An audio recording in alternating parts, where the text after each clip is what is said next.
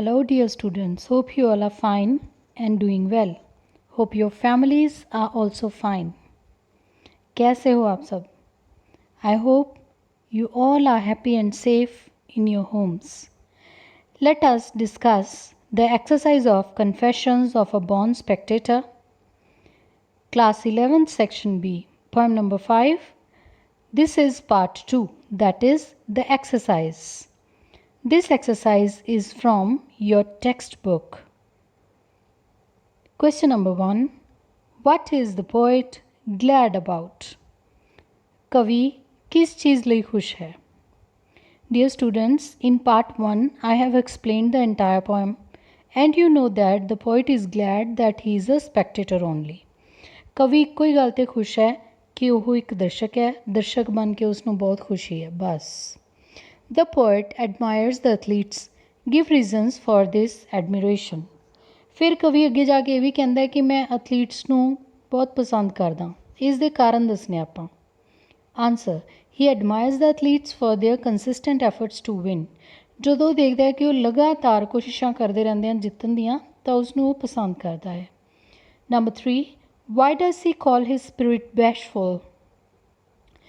ਹੁਣ ਉਹ ਇਹ ਚੀਜ਼ ਕਿਉਂ ਕਹਿੰਦਾ ਹੈ ਕਿ ਮੇਰੀ ਆਤਮਾ ਹੈ ਜਿਹੜੀ ਉਹ ਸੰਕੋਚ ਕਰਨ ਵਾਲੀ ਆਤਮਾ ਹੈ, ਮੈਂ ਸੰਕੋਚੀ ਸੁਭਾਅ ਦਾ. He says so because he does not want to be a performer.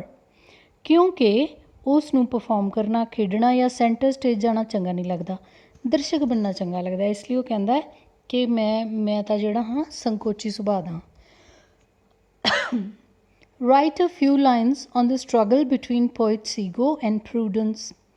ਕਵੀ ਅੱਗੇ ਜਾ ਕੇ ਕਹਿੰਦਾ ਹੈ ਕਿ ਜਦੋਂ ਮੇਰੇ ਅਹਮ ਅਤੇ ਮੇਰੇ ਵਿਵੇਕ ਦੇ ਵਿੱਚ ਲੜਾਈ ਹੁੰਦੀ ਹੈ ਤਾਂ ਮੇਰਾ ਵਿਵੇਕ ਹੀ ਜਿੱਤਦਾ ਹੈ.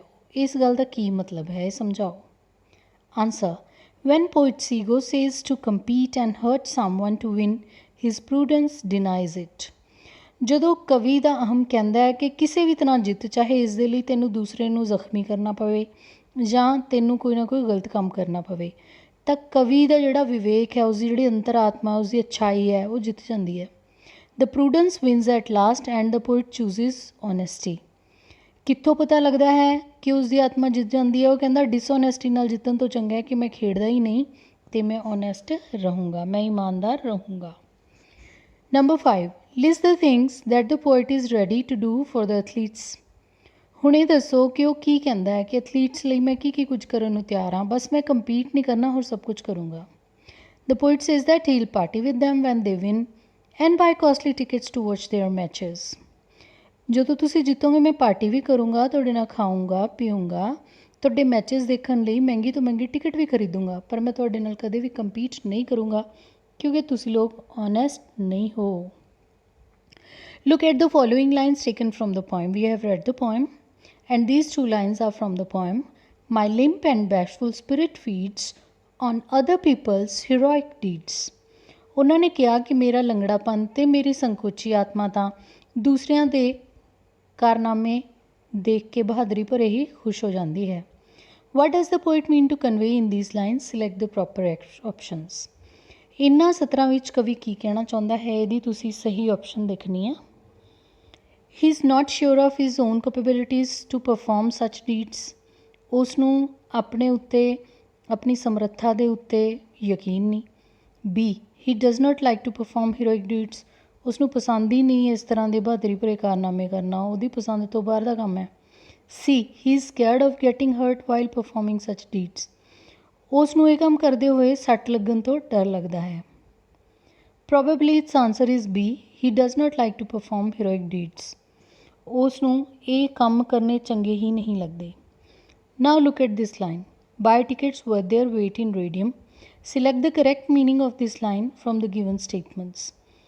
ਇਹ ਜੋ ਸਤਰ ਹੈ, buy ticket worth their weight in radium, ਇਹ ਕਵਿਤਾ ਵਿੱਚੋਂ ਲਈ ਗਈ ਹੈ ਕਿ ਜੇ ਰੇਡੀਅਮ ਜਿੰਨੀ ਮਹਿੰਗੀ ਵਿੱਚ ਤੁਹਾਡੀ ਟਿਕਟ ਹੋ ਜੇ ਤਾਂ ਮੈਂ ਲਊਂਗਾ. ਇਸ ਦਾ ਸਹੀ ਮੀਨਿੰਗ ਦੱਸਣਾ ਆਪਾਂ. A, the poet gives radium to buy ticket. Ticket ਲੈਣ ਲਈ ਰੇਡੀਅਮ ਦਿੰਦਾ ਹੈ. B, the poet would pay anything for buying tickets to watch the games. ਕੁਛ ਵੀ ਦੇ ਕੇ ਉਹ ਮਹਿੰਗੀ ਤੋਂ ਮਹਿੰਗੀ ਟਿਕਟ ਲੈਣ ਲਈ ਤਿਆਰ ਹੈ ਗੇਮ ਦੇਖਣ ਲਈ. C, the poet does not buy tickets, so tickets नहीं खरीदता. Obviously the answer is B. The poet would pay anything for buying tickets to watch the games. ਕਵੀ ਹੈ ਜਿਹੜਾ ਉਹ ਕੁਛ ਵੀ ਦੇਣ ਲਈ ਤਿਆਰ ਹੈ ਤਾਂ ਕਿ ਉਹ ਗੇਮਸ ਦੇਖ ਸਕੇ ਪਰ ਖੇਡਣ ਲਈ ਤਿਆਰ ਨਹੀਂ। Read the following lines and answer the question that follow. ਹੁਣ ਆਪਾਂ ਇਹਨਾਂ ਲਾਈਨ 'ਤੇ ਆਧਾਰਿਤ ਕੁਐਸਚਨਸ ਦੇ ਆਨਸਰ ਦੇਣੇ ਆ। I am glad that when my struggle twixt prudence and ego prudence wins. ਮੈਂ ਖੁਸ਼ ਹਾਂ ਕਿ ਜਦੋਂ ਮੇਰੇ ਹੰਕਾਰ ਅਤੇ ਮੇਰੇ ਵਿਵੇਕ ਮੇਰੀ ਅੱਛਾਈ ਦੇ ਵਿੱਚ ਲੜਾਈ ਹੁੰਦੀ ਹੈ ਤਾਂ ਮੇਰੀ ਅੱਛਾਈ ਜਿੱਤ ਜਾਂਦੀ ਹੈ। Number 1. The poet's ego urges him to show some heroism on the playfield. How often does he show it? Poet ਦੇ ਅੰਦਰੋਂ ਉਸ ਦੀ ਅਹਮ ਉਸ ਨੂੰ ਕਹਿੰਦਾ ਹੈ ਕਿ ਤੂੰ ਵੀ ਜਾ ਕੇ ਮੈਦਾਨ ਦੇ ਵਿੱਚ ਕੁਝ ਨਾ ਕੁਝ ਕਾਰਨਾਮਾ ਦਿਖਾ। ਕਿੰਨੀ ਵਾਰ ਉਹ ਇਹ ਕੰਮ ਕਰਦਾ ਹੈ? ਨੈਵਰ, ਇੱਕ ਵਾਰ ਵੀ ਨਹੀਂ। Do you think he wants to show this heroism? ਤੁਹਾਨੂੰ ਲੱਗਦਾ ਹੈ ਕਿ ਉਹ ਹੀਰੋਇਜ਼ਮ ਦਿਖਾਉਣਾ ਚਾਹੁੰਦਾ ਹੈ? ਨੋ, ਨਾਟ ਐਟ ਆਲ, ਬਿਲਕੁਲ ਵੀ ਨਹੀਂ ਦਿਖਾਉਣਾ ਚਾਹੁੰਦਾ। Number 3. Write a short note on poet struggle. ਉਹ ਜਿਹੜੇ ਸੰਘਰਸ਼ ਦੀ ਗੱਲ ਕਰ ਰਿਹਾ ਆਪਣੇ ਅੰਦਰ, ਉਹ ਕਿਹੜਾ ਸੰਘਰਸ਼ ਹੈ? ਜਿਸ ਤਰ੍ਹਾਂ ਕਿ ਮੈਂ ਪਹਿਲਾਂ ਦੱਸਦਾ, ਪੋਇਟਸ ਈਗੋ ਐਂਡ ਪ੍ਰੂਡੈਂਸ ਆਰਗਿਊ। ਕਵੀ ਦਾ ਹਮ ਅਤੇ ਕਵੀ ਦੀ ਅੱਛਾਈ ਦੋਨੋਂ ਆਪਸ ਵਿੱਚ ਬਹਿਸ ਕਰਦੇ ਹਨ। The ego says to compete and hurt someone to win. ਤਾਂ ਉਸ ਦੀ ਜਿਹੜੀ ਅਹਮ ਹੈ ਉਹ ਕਹਿੰਦੀ ਹੈ ਕਿ ਤੂੰ ਦੂਸਰਿਆਂ ਨਾਲ ਮੁਕਾਬਲਾ ਕਰ ਅਤੇ ਜੇ ਕਿਸੇ ਨੂੰ ਸੱਟ ਮਾਰ ਕੇ ਵੀ ਜਿੱਤ ਸਕਦਾ ਤਾਂ ਜਿੱਤ। But his prudence denies it. The prudence wins at last and the poet chooses honesty.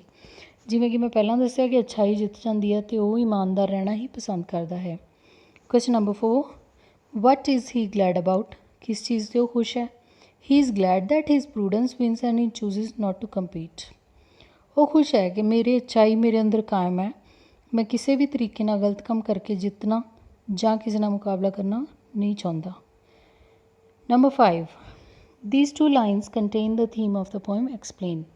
ਜੋ ਦੋ ਲਾਈਨਸ ਅਸੀਂ ਉੱਪਰ ਪੜ੍ਹੀਆਂ ਉਸ ਦੇ ਵਿੱਚ ਥੀਮ ਆ ਜਾਂਦਾ ਹੈ ਪੂਰੀ ਕਵਿਤਾ ਦਾ, ਉਹ ਦੱਸੋ। ਸੋ ਬੱਚੇ ਹੁਣ ਅਸੀਂ ਸੈਂਟਰਲ ਆਈਡੀਆ ਹੀ ਕਰਾਂਗੇ। This poem is a confession that the poet is happy as a spectator rather than being a player or performer. ਸੋ ਸਾਡੇ ਸਾਹਮਣੇ ਕਵੀ ਹੈ ਜਿਹੜਾ ਉਹ ਇੱਕ ਗੱਲ ਸਵੀਕਾਰ ਕਰਦਾ ਹੈ। ਉਹ ਵੱਡੀਆਂ ਵੱਡੀਆਂ ਡੀਂਗਾਂ ਨਹੀਂ ਮਾਰਦਾ, ਸਵੀਕਾਰ ਕਰਦਾ ਹੈ ਮੈਂ ਤਾਂ ਦਰਸ਼ਕ ਬਣ ਕੇ ਖੁਸ਼ ਹਾਂ, ਨਾ ਮੈਂ ਖਿਡਾਰੀ ਬਣਨਾ ਚਾਹੁੰਦਾ, ਨਾ ਮੈਂ ਪਰਫੋਰਮ ਕਰਨਾ ਚਾਹੁੰਦਾ। He feels that only for victory athletes become rough. ਸਿਰਫ ਜਿੱਤਣ ਵਾਸਤੇ ਐਥਲੀਟ ਬਹੁਤ ਰੁੱਖੇ ਹੋ ਜਾਂਦੇ ਹਨ। ਦੇ ਹਰਟ ਵਨ ਅਨਦਰ, ਇੱਕ ਦੂਜੇ ਨੂੰ ਨੁਕਸਾਨ ਪਹੁੰਚਾਉਂਦੇ ਹਨ। They do not even care about one another's feelings. ਇੱਕ ਦੂਸਰੇ ਦੀਆਂ ਭਾਵਨਾਵਾਂ ਦਾ ਵੀ ਕੋਈ ਪਰਵਾਹ ਨਹੀਂ ਕਰਦੇ। There language is ਅਬਿਊਸਿਵ and attitude is aggressive. ਤੁਸੀਂ ਆਮ ਹੀ ਦੇਖਿਆ ਹੋਣਾ ਮੈਚਿਸ ਦੇ ਵਿੱਚ ਖਿਡਾਰੀ ਲੜ ਪੈਂਦੇ ਨੇ, ਅਬਿਊਸਿਵ ਗਾਲਾਂ ਵੀ ਕੱਢਣ ਲੱਗ ਜਾਂਦੇ ਨੇ ਔਰ ਇੱਕ ਦੂਸਰੇ ਦੇ ਪ੍ਰਤੀ ਹਿੰਸਕ ਵੀ ਹੋ ਜਾਂਦੇ ਨੇ। When poet's ego and prudence argue, the ego says to compete and hurt someone to win. ਜਿਵੇਂ ਆਪਾਂ ਪਹਿਲਾਂ ਗੱਲ ਕੀਤੀ, ਕਵੀ ਦਾ ਹਮ ਵੀ ਕਹਿ ਸਕਦਾ ਕਿ ਤੂੰ ਮੁਕਾਬਲਾ ਕਰ, ਦੂਸਰਿਆਂ ਨੂੰ ਨੁਕਸਾਨ ਪਹੁੰਚਾ, but his prudence denies it and he chooses honesty. ਪਰ ਉਸਦੀ ਅੱਛਾਈ ਜਿੱਤਦੀ ਹੈ ਅਤੇ ਉਹ ਇਮਾਨਦਾਰ ਬਣਨਾ ਪਸੰਦ ਕਰਦਾ ਬਜਾਏ ਇਸ ਤਰ੍ਹਾਂ ਖੇਡਣ ਦੇ। Thus he says he is happy as a spectator and would never like to compete with the athletes although he admires them. ਇਸ ਲਈ ਉਹ ਕਹਿੰਦਾ ਹੈ ਕਿ ਚਾਹੇ ਮੈਂ ਤੁਹਾਨੂੰ ਕਿੰਨਾ ਵੀ ਪਸੰਦ ਕਰਾਂ, ਮੈਂ ਜਿੰਨੀਆਂ ਮਰਜ਼ੀ ਮਹਿੰਗੀ ਟਿਕਟਾਂ ਲੈ ਕੇ ਤੁਹਾਡੇ ਮੈਚਿਸ ਦੇਖਾਂ, ਤੁਹਾਡੀ ਆਜ਼ਾਦੀ ਖੁਸ਼ੀ ਦੇ ਮਤਲਬ ਜਿੱਤਣ ਦੇ ਜਸ਼ਨ ਮਨਾਵਾਂ, ਪਰ ਮੈਂ ਕਦੇ ਵੀ ਤੁਹਾਡੇ ਨਾਲ ਆਪਣੀ ਪੋਜੀਸ਼ਨ ਬਦਲਣਾ ਨਹੀਂ ਚਾਹਾਂਗਾ। ਮੈਂ ਦਰਸ਼ਕ ਬਣ ਕੇ ਖੁਸ਼ ਹਾਂ, ਮੈਂ ਕਦੇ ਵੀ ਪਰਫੋਰਮਰ ਜਾਂ ਪਲੇਅਰ ਬਣਨਾ ਨਹੀਂ ਚਾਹਾਂਗਾ। Dear students, if you like the content of this channel, you can subscribe the channel. Have a very nice time.